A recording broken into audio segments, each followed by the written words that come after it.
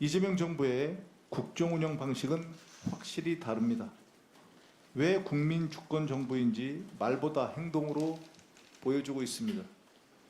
2026년도 부처 업무 보고를 전 국민께 생중계로 공개하고 있습니다. 윤석열식 밀실 국정을 단호히 벗어나 국정 전 과정을 국민 앞에 투명하게 공개하겠다는 분명한 결단과 의지입니다. 맡겨진 권한을 오롯이 공적으로 사용하고 그 결과에 끝까지 책임지겠다는 약속입니다. 국정의 출발 기준을 민주주의에 정확하게 맞췄습니다. 업무보고의 방식과 내용 모두 이전과 달랐습니다. 대통령님이 직접 묻고 부처와 공공기관이 즉각 답하는 방식입니다. 그 과정 자체가 책임 행정의 출발선이었습니다.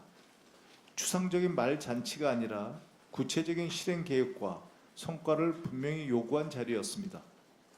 특히 공공기관 업무보고는 개혁의 필요성을 그대로 드러냈습니다.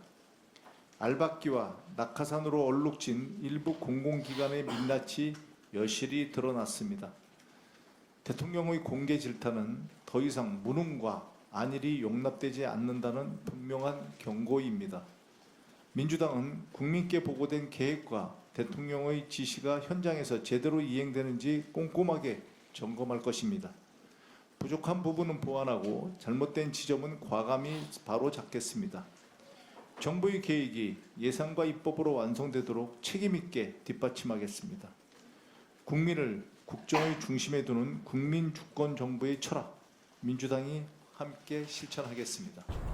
인천공항공사 이학재 사장에게 외압 밀반출 문제를 따져 물었는데 이 문제는 세관 소관 사항입니다.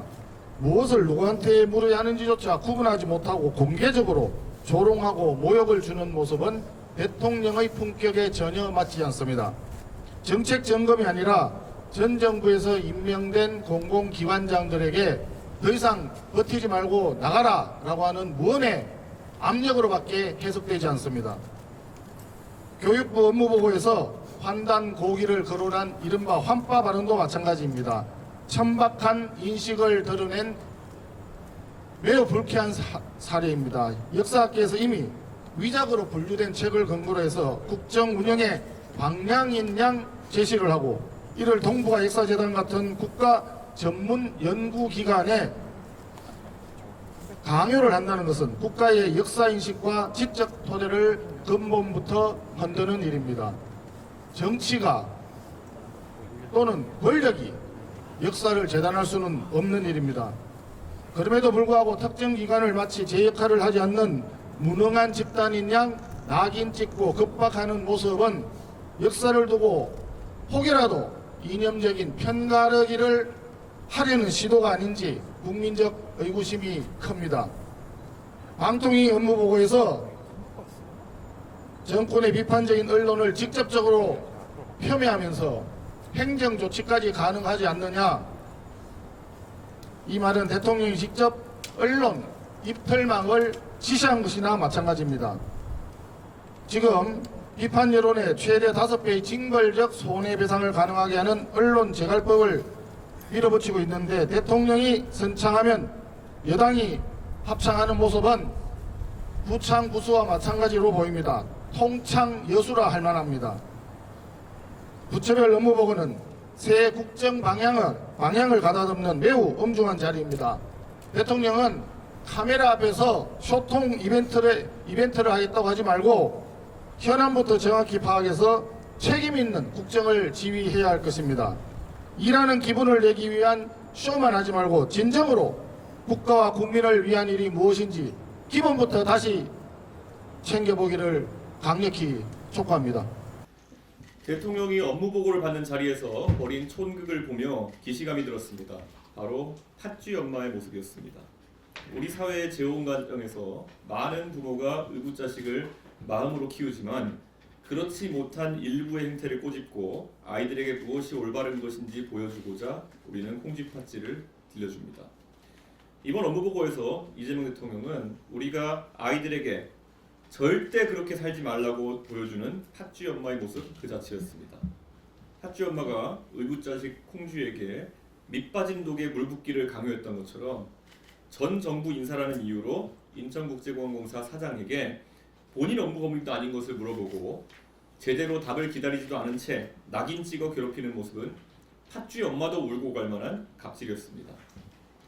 민간 기업에서도 기성세대가 젊은 세대를 잡돌이하려고 자신의 업무 범위도 아닌 내용을 마구 물어보고 모른다고 타박하면 바로 언론에 제보되고 블라인드 같은 익명 직장인 커뮤니티에서 이슈가 됩니다. 역설적이게도 그랬다면 이재명 대통령 같은 분이 가장 먼저 숟가락을 얹으며 질타하셨을 겁니다. 본인이 직접 하신 일을 본인이 욕했을 뇌비우스의 띠 같은 상황입니다. 그런데 바로 그 일을 직접 생중계로 국민들에게 자랑하셨으니 옳고 그름조차 분간하지 못하시는 것으로 보입니다.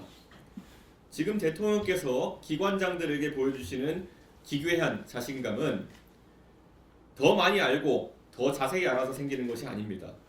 시험 문제를 범위 밖에 내고도 불만을 권력으로 찍어 누를 수 있는 특수한 위치에서 비롯된 것입니다.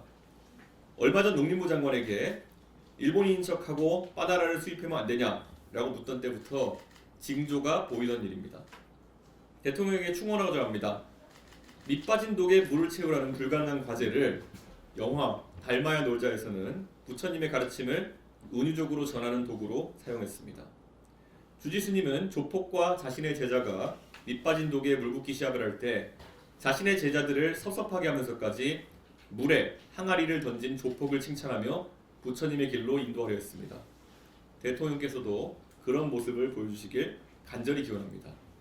이학재 인천국제공항공사 사장에게 진정성 있는 사과를 표할 용기가 있다면 대통령께서는 팥쥐 엄마가 아니라 달마야 놀자의 주지스님의 길을 가시는 것입니다. 개혁신당은 그 행보를 응원하겠습니다.